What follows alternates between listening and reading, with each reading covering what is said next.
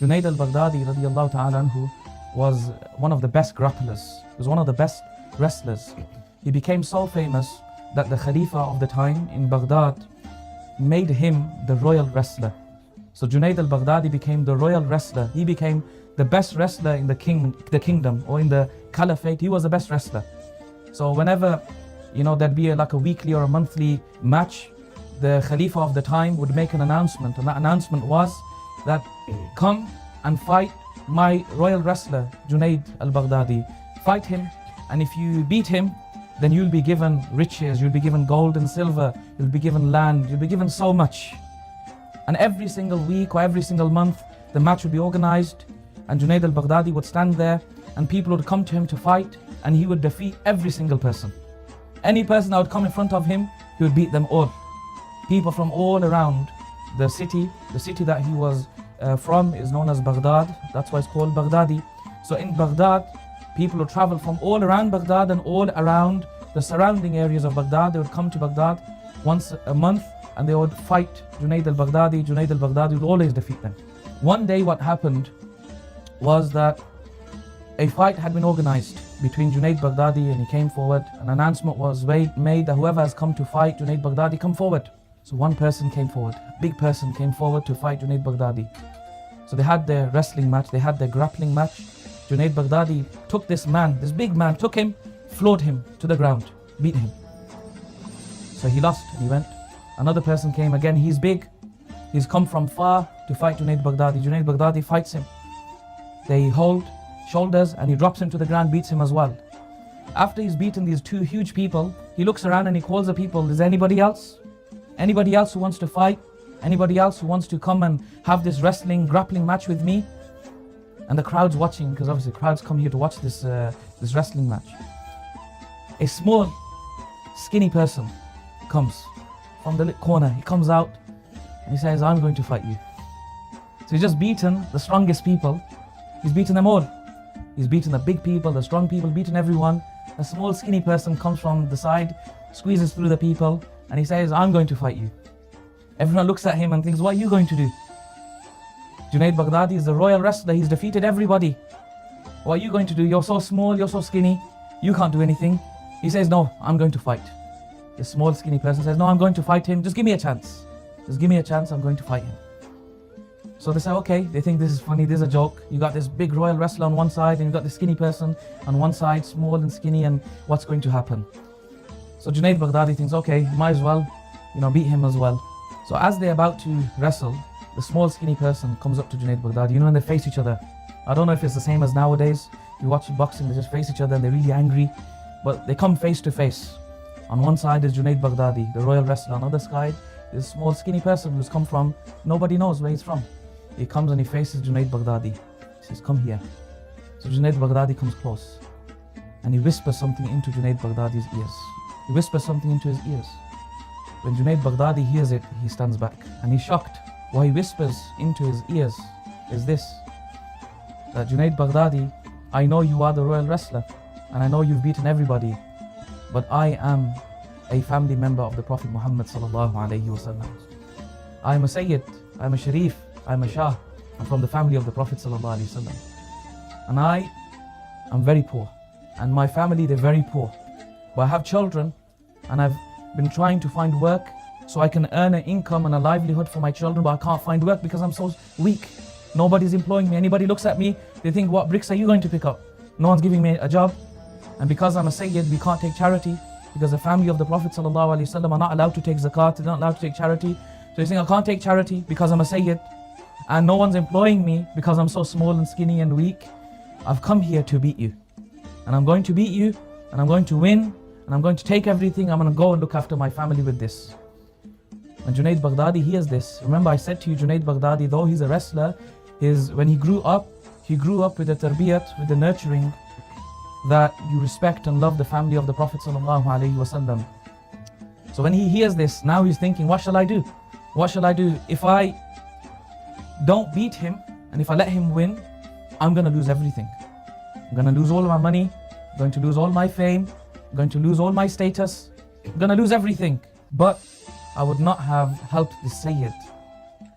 And if I do help him and I lose this match, at least he will be happy and he will be able to look after his family. And if he is happy, then surely his grandfather, my beloved Prophet ﷺ, will. After he's whispered this into the ears of Junaid Baghdadi is standing there thinking, okay, shall I beat him or shall I not beat him? He's thinking, shall I beat him? He's weighing this in his mind. If I beat him, then I've kept everything, but I've upset the Sayyid.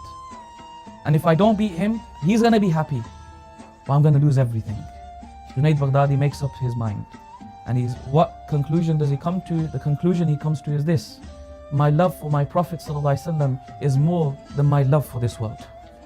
I love my Prophet ﷺ more than I love everything else. I love the family of my Prophet ﷺ more. So he's made up his mind, I'm going to lose this match. But because I have to make it look like I can't just lose, I have to make it look like I've had a proper fight. So then Junaid Baghdadi enters this fight with this small and skinny Sayyid, this Sharif, this family member of the Prophet ﷺ, and they fight. And Junaid Baghdadi is pretending like he's fighting, but eventually he trips himself up, falls onto the ground, he grabs the Sayyid and places the Sayyid on top of himself. And he said, oh, I can't believe it, I've lost. And people are shocked that how on earth did you just lose?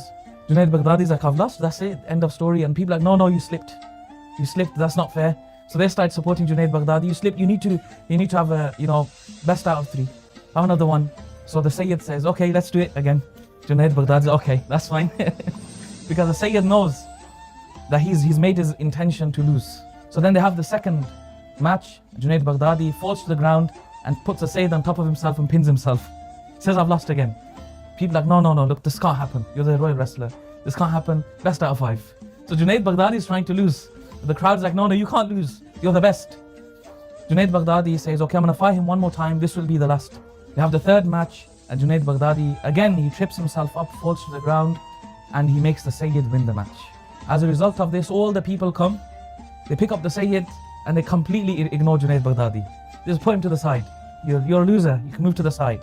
Pick up the Sayyid, and they take him to the Khalifa, the Caliph, who gives him gold and silver, gives him money, gives him land, gives him everything. You've beaten a royal wrestler, and I've said I'm going to give you. So he gives him enough that he will be sorted for many years. Where's Junaid Baghdadi? He's on the side. He's lost all his money. Lost his gold, lost his silver, lost his fame. He's lost everything. But he knows that he's lost it, so the beloved Prophet ﷺ can be pleased with him. So that's fine. So he goes home. He is upset. In his heart, he's upset that he's lost everything. But he continuously tells himself, look, you have lost everything for the Prophet Muhammad ﷺ. So Junaid Baghdadi goes home. And he's upset, but at the same time, he's satisfied with what he's done. He goes to sleep. In his house, he goes to sleep. And when the eyes of his head close, the eyes of his heart wake up. And he is granted a dream, he is granted a vision. He sees a dream, and in the dream he sees the beloved Prophet Muhammad sallallahu alaihi wasallam. The Prophet sallallahu alaihi wasallam approaches Junaid Baghdadi in the dream and says, Junaid, you have given up everything for the respect and the honor of my family. You have given up the leadership of this world, the fame of this world, for the sake of my family. O Junaid, I give you something better. And some stories mention that the Prophet ﷺ in the dream took a cloak, like a shawl. And then the Prophet ﷺ wrapped the shawl around Junaid Baghdadi. And in another story, the Prophet ﷺ takes an imama, a turban, and places it on the head of Junaid Al Baghdadi.